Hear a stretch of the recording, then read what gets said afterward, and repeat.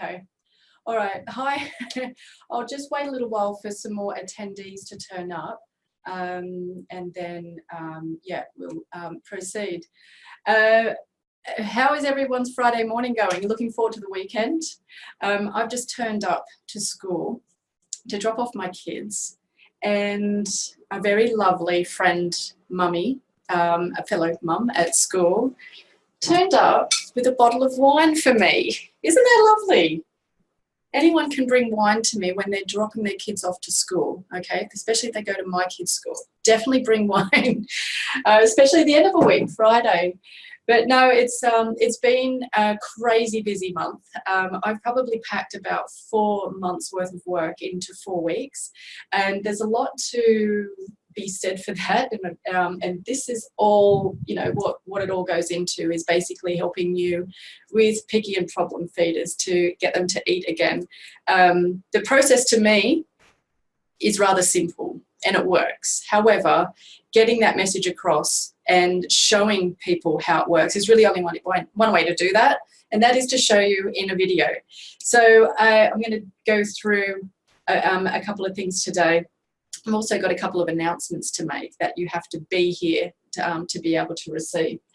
But at the end of this, I'm hoping not to go too long. I'm hoping to keep it under an hour because I understand that we're such busy people. We've got so much mental clutter going on in our mind that as it gets on to about the 30th minute, you're starting to think about all the things you should be doing and all the things you haven't done in that last 30 minutes. So I'm going to try to keep it short and sweet, get to the point.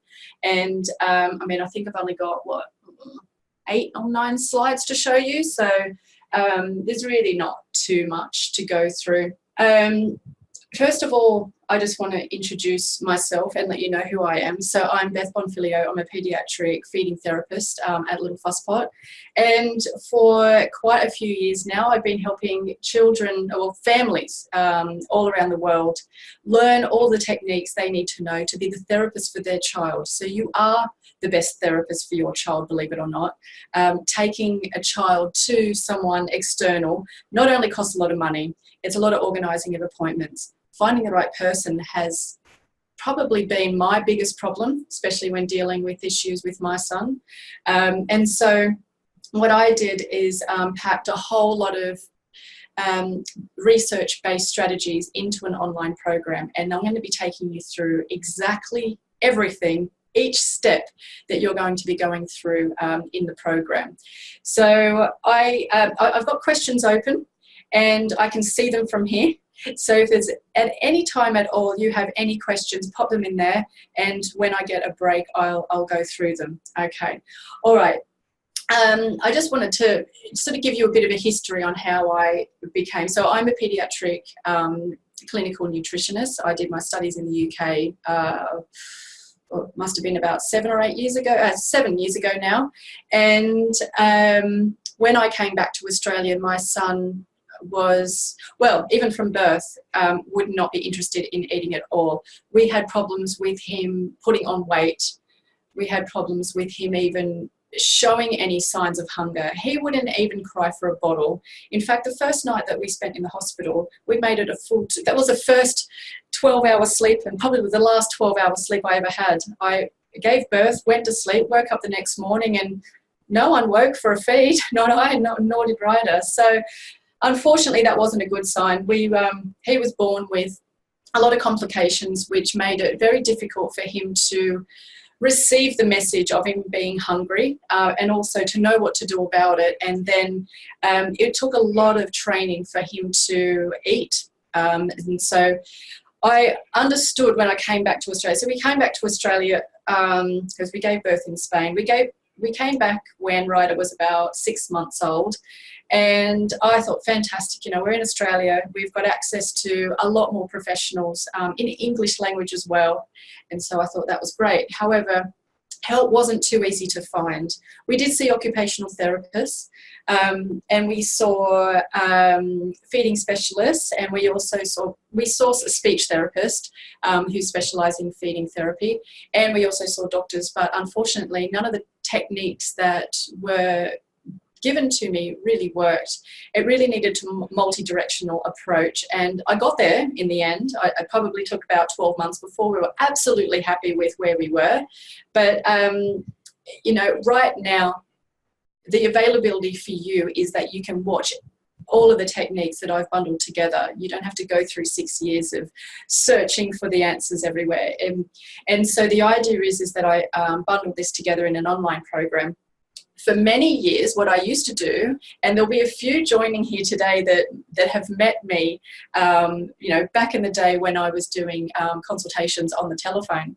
The first appointment used to take 3 hours. Now, that was excruciating for not just me, but for also other parents. You know, 3 hours on the phone, listening to information and advice is just, you know, it's exhausting. So that had to change. And I always had a dream of that changing. And finally, I got there about 18 months ago. I put this online program together, and it's been the change maker in so many people's lives. And I'm looking forward to sharing that with you today. All right, so what I'm going to go into is, first of all, have any of you taken the quiz? Now, this is quite a unique element that I put into the lead up to the launch. Now, the reason why I did that is because research tells us that there isn't just a picky eater, there isn't just a fussy eater. There is another element to this, and that is problem feeders. And now, if your child recognises as being a problem feeder, it's going to take more of a multi-directional approach, more of a therapy-based sensory enrichment therapy to be able to get them to eat again. And that's why I split the courses up into 2. So we now have the picky eater program, which is probably better suited for children under the age of 4. Who are really just starting to exercise their independence around food. You're starting to see that food's starting to more resemble things that come in packages. They're consistent. They're usually white beige, but they do have a few, you know, they do have a little bit of every food group in there. They're not constipated. You know, they're hungry for food. It's just their preferences that need adjusting. You will get away with the Picky Eater program, not a problem. However, there are those few that identify as problem feeders, and these are the ones these, you know, give me so much joy to be able to heal, because obviously this is my son. This is what he is, and he's someone that needs a lot more of a multi-directional approach from a psychology point of view, a therapy point of view, and also the nutrition, the whole lot, and that's what I deliver in this program. When you're deciding on the programs, the best thing to do is take that quiz first. Now, I'm going to share with you a little bit of statistics that I'm absolutely floored by some of these statistics, because I thought I knew, just by the clients that I've seen and spoken to over the years, I thought I knew a lot about my market and you know, where these families are struggling. However, they surprised me a little bit, and I'm going to share those with you today. All right, hope this works. Okay, so the statistics from the quiz. Question 1 was, I wonder how likely you think it is for your child to be a boy or a girl. 200%. You are twice as likely to have a boy, picky, or problem feeder than you are a girl. So who needs boys, huh? And question 4, 87% of you worry about nutrition. Now, that is not a surprise to me whatsoever. The reason why, I guess, is because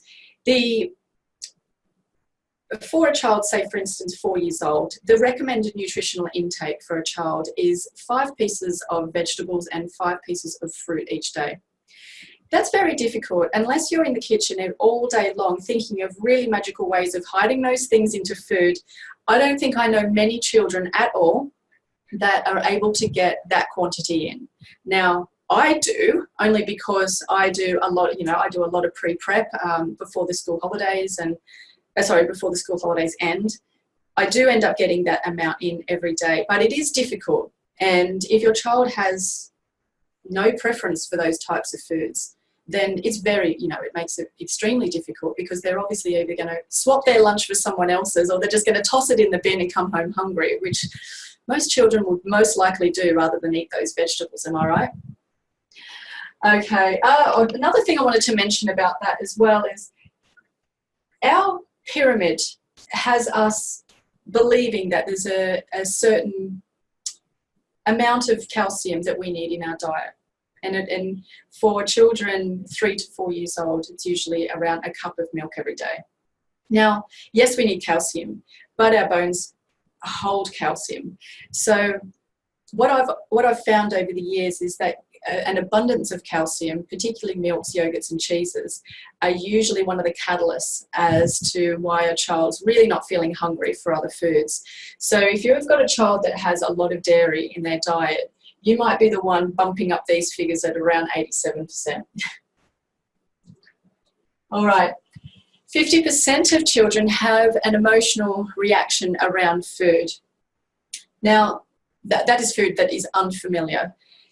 If this is the case, what this says to me is that half of the people that have taken the program have children that don't have a whole lot of awareness about food. If you think about how often a child sees food every day that they're unfamiliar with, would it be any surprise to you that they feel a little, unsure about it? It's almost like taking them into a brand new environment 3 or 4 times a day, however often you feed them. Food that is unfamiliar will cause some level of anxiety. Anxiety perpetuates anxiety. So the longer they go without experiencing that food, the more likely they're going to have an emotional reaction. So within the program, what we like to do is, rather than seeing an emotion, what we do is tackle the problems on the way as to why you're seeing this. And I'll go through that in a little while. We get to the cause first before we start to nut out all the procedure and how to deal with a picky or problem feeder. Question 16. This has got to stop. 71% of you are cooking up a separate meal for your child than what you, your husband, and the other children in the household are eating. If you are one of this 71%, do yourself a favour. There's going to be lots of options for you at the end of the program for you to either purchase a course. I've also got another announcement I want to make, but I'm going to save that for a little while. But do something about this, because this has got to stop. Your child should be eating the same meal as what you're cooking up. And if they don't, they shouldn't be having anything else. I'll leave you with that one. Question 19. This is a bit of a worry for me as a nutritionist. 62% of you have a child who's missing a complete food group. Now, obviously we have to take into account that there's going to be some instances where, they might have religious issues around not having meat or, things like that. But I would say a lot of this percentage, a lot of this 62% would be children who completely avoid fruit and vegetables. There's a lot of tie-in between our food pyramid and also this. And I go through that through the program. A child who is not hungry or prevents having any fibre in their diet sometimes means that there's a disbalance in the digestive system, which is forcing them to avoid fibre. Because what does fibre do? Fibre makes us feel like we need to go to the toilet. And if we've got a gut dysbiosis that really isn't happy, or it's taking a long time to digest food, then fibre can sometimes cause pain. So the reason why I put together 2 different programs is because of these statistics as well. So if you've got a picky eater, the chances are, just naturally, without doing too much, you've got a 75% chance of them simply growing out of it. And that's the question every parent has, right? When will my child grow out of picky eating? 75% of children will grow out of picky eating. Problem feeders, however, 25%. This is without any interaction, any type of therapy, any type of technique, 25%. So the reason why I put these 2 programs separate is because of the divider. The problem feeder needs a lot more help in getting through their food aversions as to what a picky eater will. Now, this is not to say that a picky eater can't end up being a problem feeder, there are environmental factors that equate to around 25% that can take a picky eater to a problem feeder. Things like force feeding, having no interaction with food outside of meal times. Like I said before, a disbalance in nutrition can force a problem feeder to eventuate. So that's why I sort of separated the two courses. Now, the decision you want to make at the end of this is whether you've obviously taken the quiz. If you haven't, what I'll do is I'm going to send an email an hour after this has gone live. I'm going to give you the recording. But what I'm also going to do is I'll send you the quiz if you haven't taken it yet, because that really is key for you to know. It builds an element into it that I think parents aren't really thinking about. What they're thinking about is, what doctor should I take them to? Or are they losing weight? Or how do I help them? The first question you need to know is, what type of problem do I have, before you know how to deal with it. So the quiz was a new element that I implemented so that we can find out exactly what type of feeders we're dealing with. I also want to introduce this new page. I should have done this years ago. However, it's brand new. We have nearly 180 members. That was last night, but there's been a couple more. There's nearly 200 members already, and I only launched that this week. It's the Parents of Picky Eaters and Problem Feeders. This is a community page where we're going to be sharing lots of back and forth information about dealing with a picky eater or problem feeder. So if you don't have the capacity or the time to be able to dive into one of these programs, this is the best place. You're going to be able to get lots of advice from me, because obviously I respond to most of the questions, but also there's a lot of, I've even had some professionals in my field as well asked to be a part of this, which is fantastic, and it's the more the merrier. I'm also learning as I go along as well. There's always going to be new strategy that comes to light, and I'm always interested to know more so that I can build that into the program. The program's always evolving, by the way. So this is the page you'd want to be at. Okay, let me just take on to the next slide. Okay, so we're going to dive into what the Picky Eater and Problem Feeder courses entail, what they contain, and the timeline and how we go through things. So we've got 6 steps here, and I'm going to go through each one, and I'm going to tell you exactly what topics we're going to be covering. The parts here where you see an asterisk, these are the parts that are not included in the Picky Eater program. So when we're going through it, when we're going through the course, you'll realise that there's a couple here that aren't included in the in the Picky Eater program.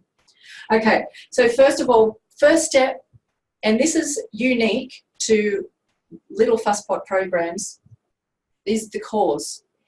If you're not determining what the cause is of your picky feeder, it's almost like throwing spaghetti at the wall and seeing what sticks. We need to be able to find out whether it's a sensory problem. We need to find out whether it's a gut disbalance. We need to find out whether it's an oral motor issue. And we also need to find out whether there could be some kind of neurological reason for it. Now, without going through this process and learning all about these things, then when we get to part 2 of the program, it's almost going to feel like you need to implement all of the strategy because you're not really sure where the problem came from. I mean, the symptoms of picky eating, you know, the crying, the anxiety, the throwing food on the floor, the refusing to eat food at all. These are all just symptoms of the problem. These aren't the actual problem. So we're not going to be masking the problem. We're not, you know, there's strategies for that, but that's not what I'm about. I'm about solving the problem, the cause. Okay, so that is the first thing that we cover. And balance. Would you believe it that in the first part of the program, in the first couple of days, we balance the diet? You're not going to think that's possible because you probably think you've tried that, but we're going to do that. It's not always possible with all children. There are some children that are on extremely restricted diets, and we take our battles the best way we can. There is another group where I'm always interacting, so I'm guiding people through particularly difficult situations like that. But in most cases, we're able to balance the diet in the first week. Tolerating. So this is quite a big topic here, and we cover that in part 2. So this is all part 1 here, the cause and balance. Part 2, we move on to tolerating. Now, the area of tolerating is about reducing sensitivity around foods and eliminating the meltdowns that you experience around meal times. There's lots of ways that we do that, and these are all available in the Picky Eater program. Is menu planning, talking about routine, the conversation we have at meal times, mirror neurons, how you're feeling and how that impacts a child at meal times, removing devices from meal times. Now, very interesting statistic in the so that you don't feel alone, is that I think it was 42% of children are reliant on technology to be able to get through their meal. Do you remember that question? Yeah, it was quite high. So that's why it's a very important part of the program as well. We're going to analyse the feeding time and area. Eating out, so that can include restaurants, or that can include going to school or daycare. How do we deal with those situations? Calming techniques, and also eliminating stress. These calming techniques are not just for children, also for parents, because feeding a child is a very difficult and stressful thing to do. And it's not easy. I mean, if you think about the process in which a child has to go through to be able to eat, if you think about all the little things that have to come together in a positive way, I think you'll understand pretty quickly that it's not something that is going to come naturally in all children. First of all, they need to use their 5 senses to be able to pick up on what that food is about. Then they need to process that information in the brain, and this is where a lot of things go wrong. Processing that information in the brain to switch to whether that's a favourable, whether that's a good experience or a negative experience. That is where a lot of breakdown happens, and that's why children go with preferred packages or consistencies that, that don't frighten them or don't make them have to make that critique. Second of all, you've got the oral movement that happens in the mouth, the bilateral tongue movement, the chewing, the swallowing, moving the food around the mouth so that it's chewed accurately to be able to go down the throat. And then you've got the digestive system that has to do its work to make sure food is moving through at an efficient rate to require more energy to be installed. So as you can see, there's quite a likely reason why we have such a high rate of picky or problem feeders in society, because it's a difficult thing to do. It's probably harder than walking and talking. Okay, let's move on to, we're still in part 2 here. So part 1 and part 2 are all delivered in 30-minute videos for the first 2 weeks. Interacting. What we're doing here, remember I said that with picky and problem feeders, there is usually a disconnect between the neuro pathways on how they accept sensory information about food. So what we're doing is we're rewriting these neuro pathways, because at the moment, for most children to come near any piece of broccoli, that's going to be instant fear. Just turn this heater off because I'm starting to get a bit sweaty with with a coffee in my hand and the heater going in the background. You'll probably be able to hear me a bit better now as well. So with this, so this is where we get into a lot of the technique. Over the next 3 steps, we get into a lot of the really heavy weighted and research-based technique. We go through the Fudo app and placemat technique. This technique here is probably better suited for ages 4 and above. It requires a lot of hand-eye coordination to be able to write with a pen. So the reason why I've only included it in the problem feeder program is because it's probably not suitable for 2-year-olds. The second is the sensory enrichment therapy. You get a booklet that comes with this, and what it does is it goes through every single age group and different activities that are recommended for your child to be able to engage in sensory therapy around food. And third of all, and a lot of you might already have this one because this is a free technique that I give away to people, and it's the touch, blow, sniff, kiss, lick, nibble. I haven't thought of a better word for it. If you can think of a better word for it, I'd love to rename it, because people see that and they go, what the hell is tobisculum? But no, what it is touch, blow, sniff, kiss, lick, nibble is the 7 stages of tasting, and it's a chart that I recommend to be laminated, always available around meal times, so that you can show a child the steps between looking at and making a critique about something, So looking at a packet of crisps over there and saying, yes, I love it, or looking at broccoli and going, no, that's not for me.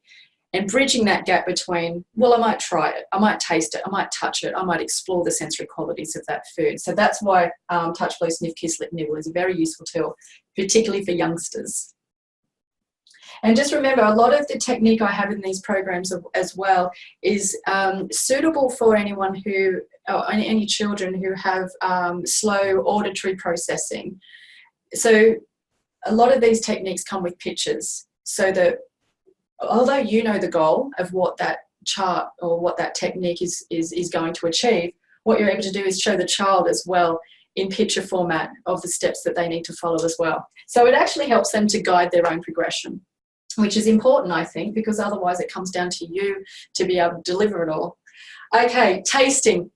All right, we're still in part 2 here, and we have the worry bowl technique, the 4-bowl technique, and the sensory sous chef. So these are all around starting to get children to taste the food, starting to get them to really wonder about what things taste like and really build their flavour profiles. And eating, building new foods into a regular rotation menu. So we've gone through the tasting process. What we want to do now is to make sure that these foods that they've started to become, you know, a little familiar with, is that they start to become part of their regular diet. So we have a visual mealtime routine. This again is in the problem feeder program, because it is suitable probably for an older child. And energy in calls for energy out. So lots of activities that you can do, even on a rainy day, that calls for lots of calm, lower serotonin. Obviously, you want to keep that low before meal times, otherwise you get, you know, cray kids at the dinner table. So lots of activity around that. And finally, we've got part 6, or step 6, which is stretching food preferences.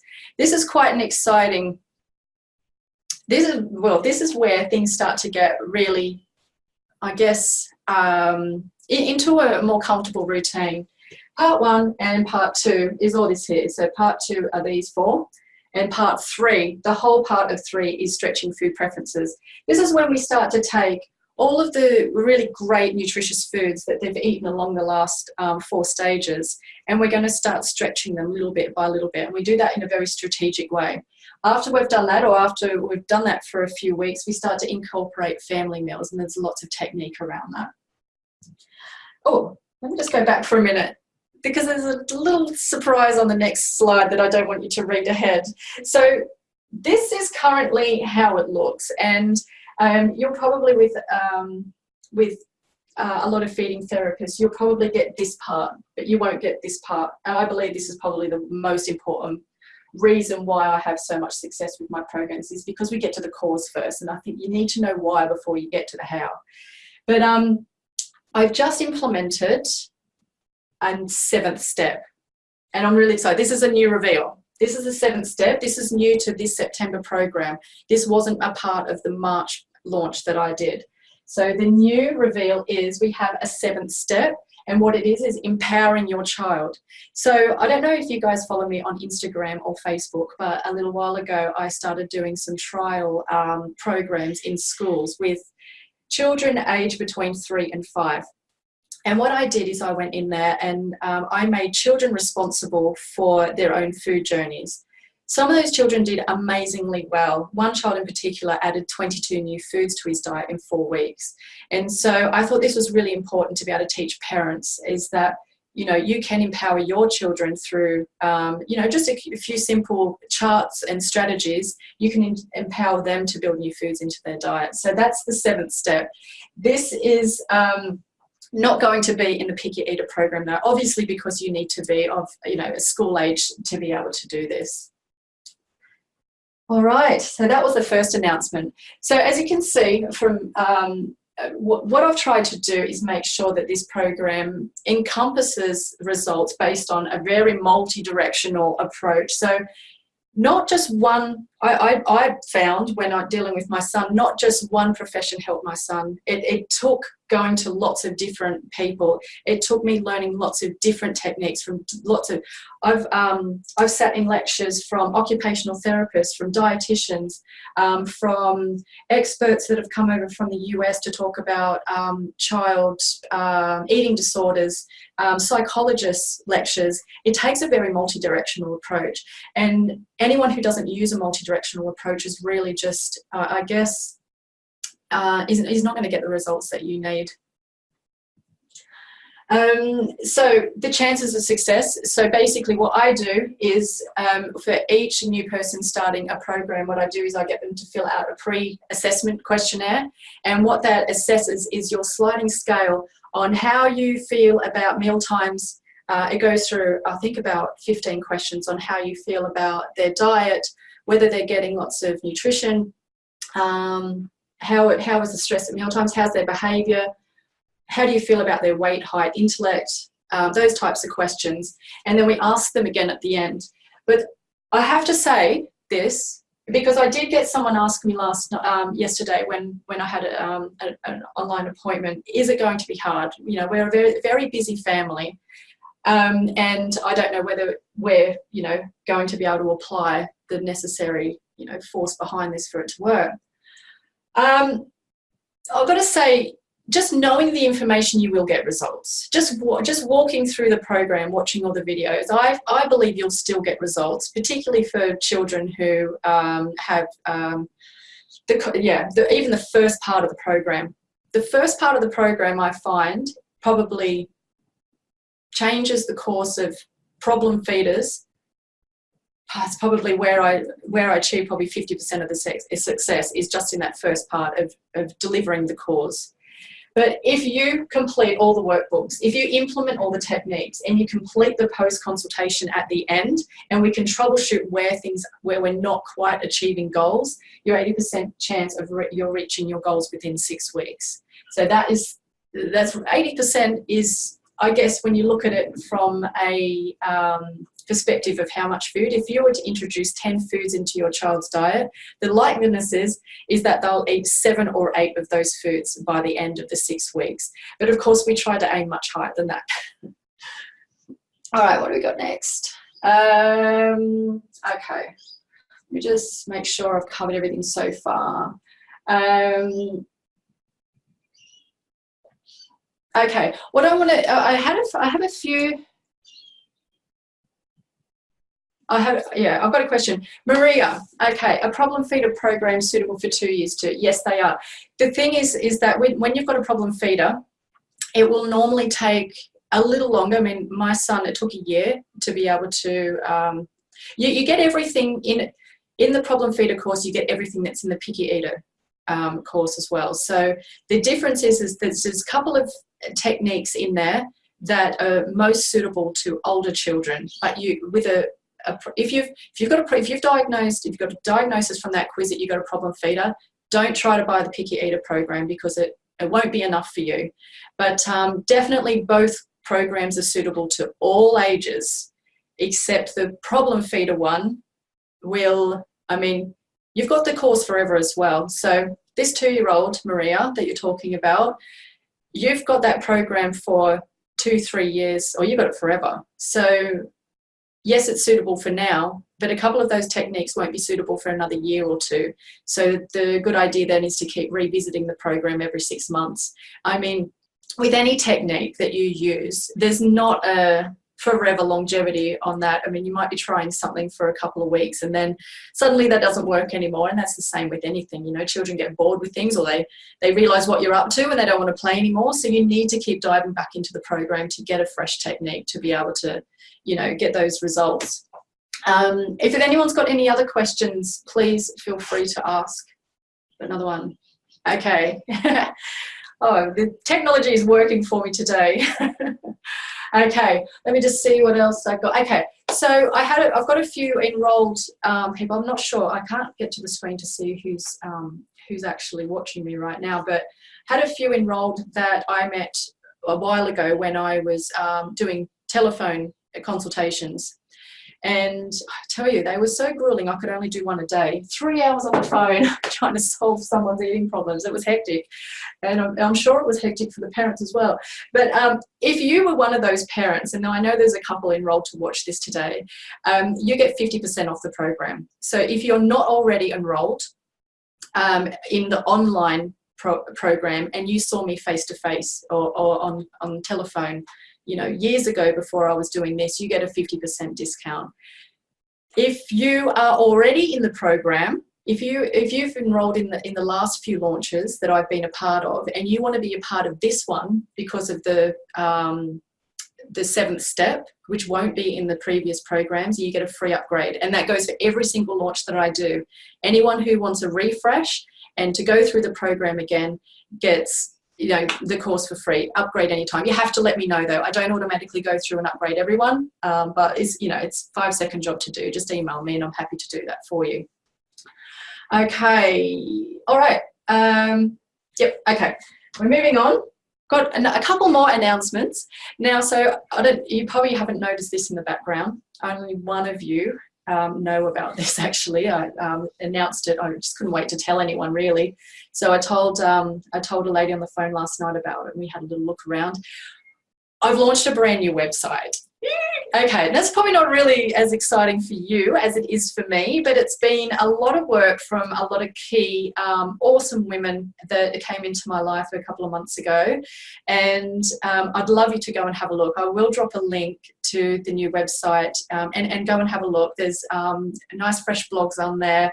There will be new recipes on there as soon as I get a moment to get back to the kitchen, but really it's been, I've gotten to the end of my freezer storage of already pre-cooked meals. So as soon as I get back in the kitchen, I will start updating the recipe page, but there's still some good recipes on there.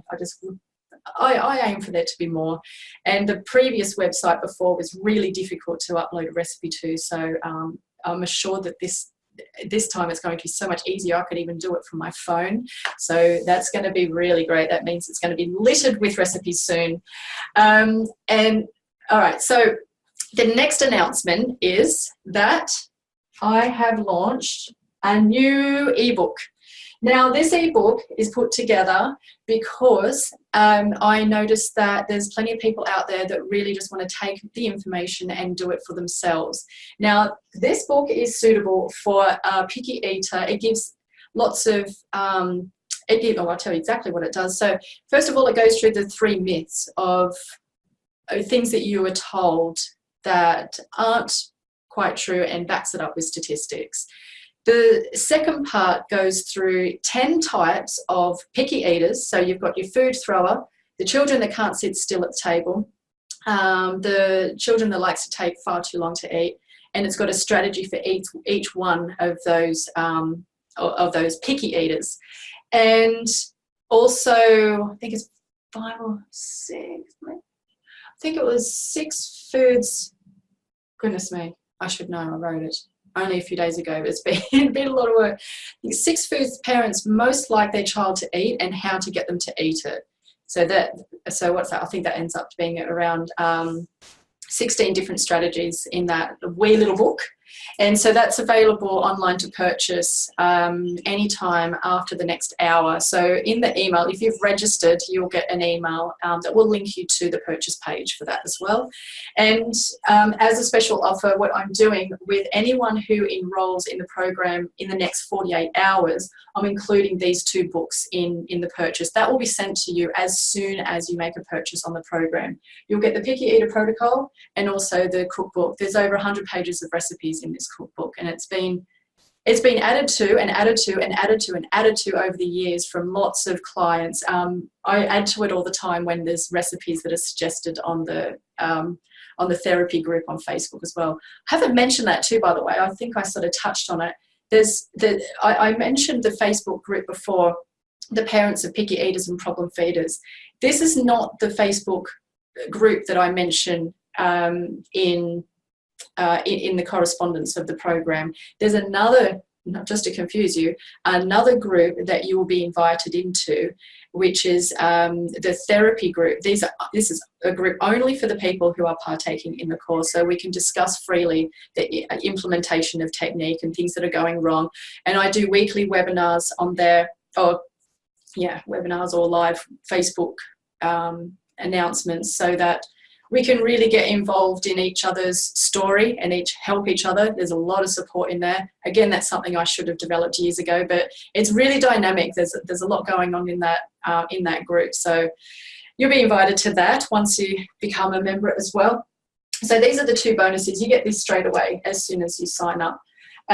Even a problem feeder, you might get a little bit of traction with this one. So included in the program is the ebook, the cookbook, and unlimited access, like I mentioned before, to the program. And anytime I'm relaunching the program, you get a free upgrade into the new program. I'm always evolving this program. I'm always improving on it. I'm always inviting experts that I feel that can help you in areas where my expertise is limited. So you're certainly not going to you're not going to get a course that's going to go out of date, that's for sure.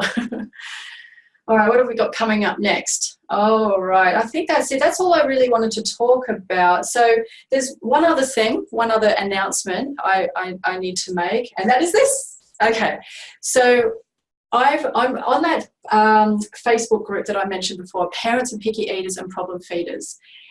When joining that, you'll see at the top that I've included this here. This is a competition that I'm running. I think it's drawn on the 23rd. I'll have to check that. I think it's drawn on the 23rd of this month. And all you need to do is share this post, which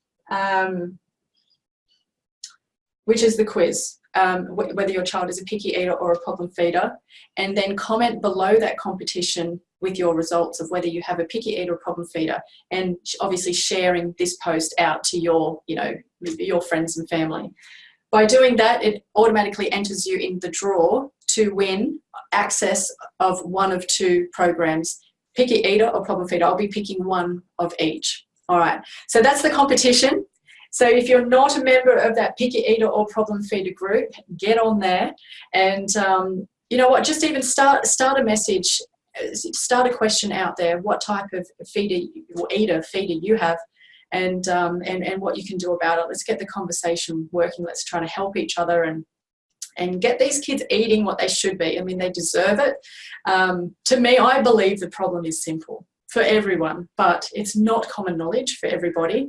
And, you know, I only say that because I've walked the walk, you know, so it's, you will get there.